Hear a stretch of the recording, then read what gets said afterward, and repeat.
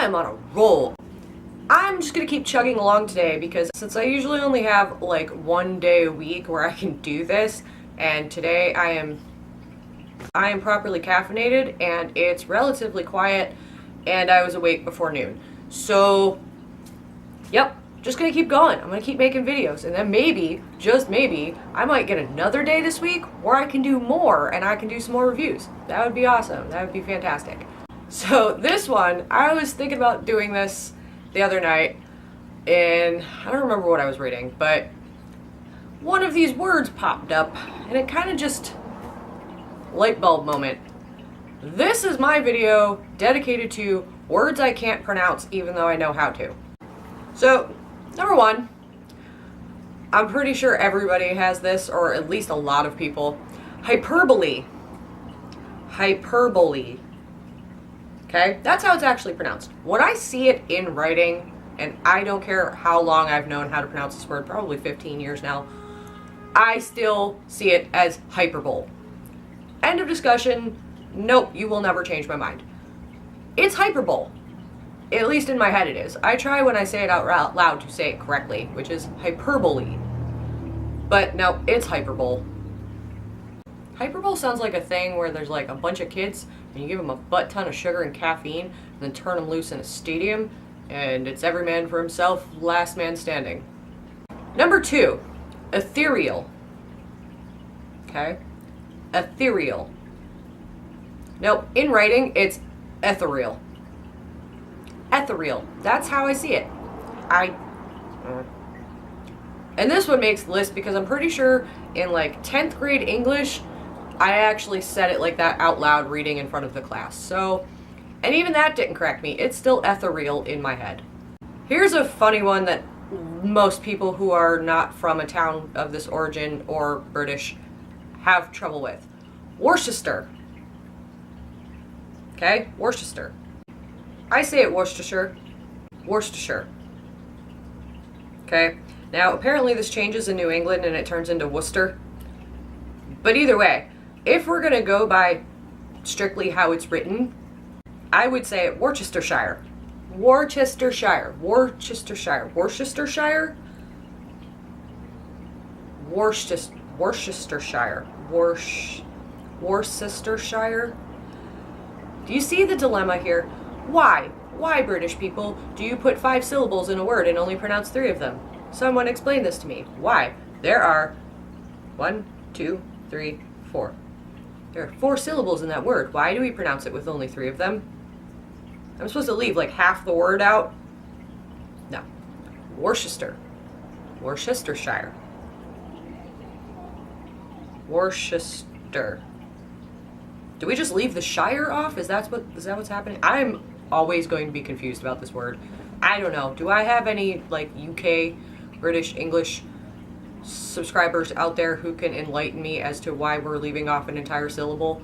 There's got to be an explanation. And I'm still going to pronounce it wrong. The next one isn't too difficult, but again, there's like an extra tricky letter in there. Lascivious. Okay, lascivious. In my head, it's lascivious. Or lascivious, depending on, I don't know, I just turned into Sean Connery when that word is in a book. Everything just goes to a sh sound. It's like the opposite of what happens with Worcester. Got it. Okay, next one is amalgam. Amalgam. I pronounce it as amalgam. I don't do this amalgam stuff. What amalgam? No, it is amalgam in my head. Amalgam. Not gonna change my mind. Amalgam. Plus, it's way more fun to say it that way. The next one, which is in lots of fantasy novels, I've noticed, sluice. Sluice.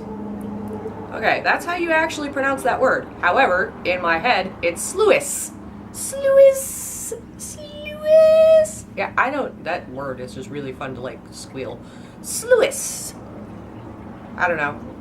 Sluice. Sluice. Sluice. Why is there an I in that word? If we're not meant to say it. Who is doing these things? I think we're at number 7, which is grandiose. Grandiose. Grandiose. Grandiose. Okay, in my head, this is grandiose. I don't know why. That's not even how the letters are, but it's still Grendois. There's no, unlike the rest of them, I actually don't have a reason for this. It's just, that's how it is in my head, Grendois. Like, bourgeois, bourgeois? Number 9, this is a pet peeve of mine, quixotic. Quixotic. Look, I was in high school and we read Don Quixote. Why are we not pronouncing it Quixotic? Why quixotic? Quixotic. Don Quixote. Quixotic. Who did that? Who was in charge of that conversion? I'm not a fan of that. No. Quixotic. That sounds like the quick-set concrete that you get at Home Depot. Like, that's what it sounds like. It sounds like a bag of powder you can mix with water and make it into a sidewalk. It doesn't sound like a word. See, and this quixotic thing gets even funnier because the original pronunciation was Quixote. And then it turned into Quixote, and now we somehow got completely off track and went to quixotic as an adjective. It's got a whole bunch of different versions going on. Can we, as a people, come together and pick one standard pronunciation for all of this? Because it's getting out of hand. Also, if you are a literary snob and you shame people for saying Quixote instead of Quixote, you need to stop. Look, they're both perfectly freaking acceptable. Also, quixotic. Like, that just makes my argument for me, so. Number 10, chamois, or chamois, depending on which you're referring to. I don't know. I always get these two confused. If it's a cloth, I still want to call it a chamois. And if it's an animal, I somehow call it a chamois.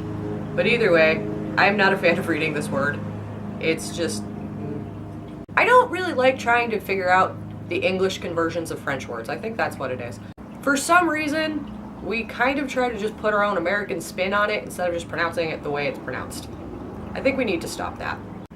So the next one is assuage, which in my head is assuage, or osage, because it kind of looks like the word sausage, but I never ever pronounce it in my head as assuage, because osage just is so much more fun, and assuage just sounds fancier.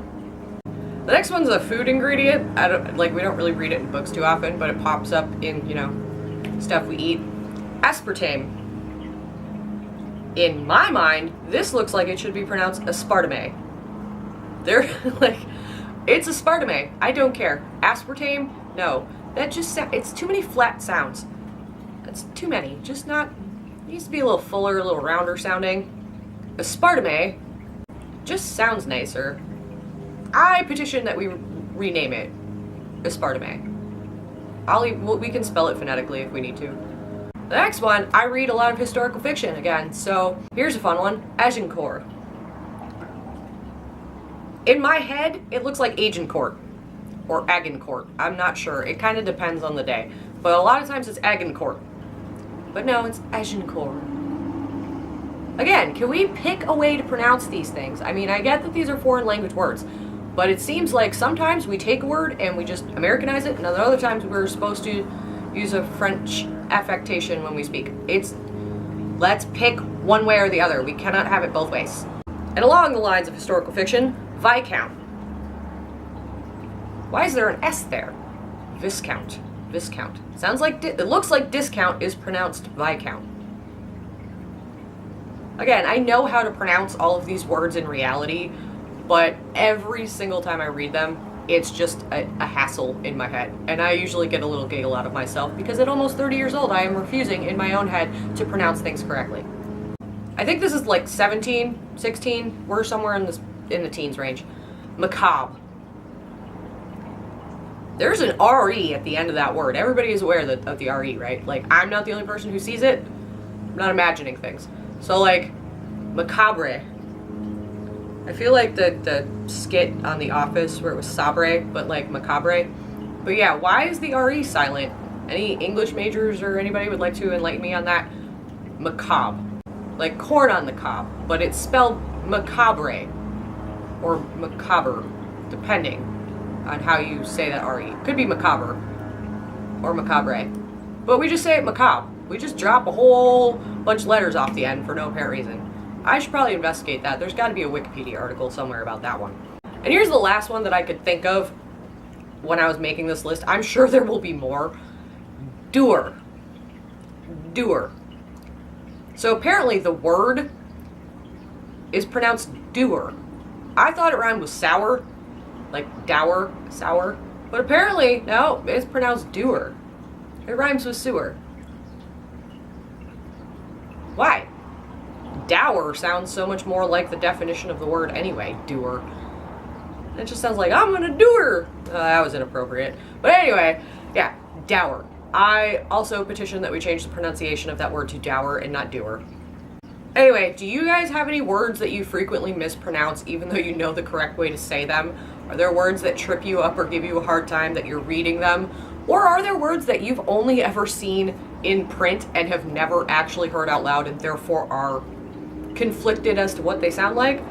Leave your comments below. I'd really like to see that I'm not the only person who does this. So make me feel less alone.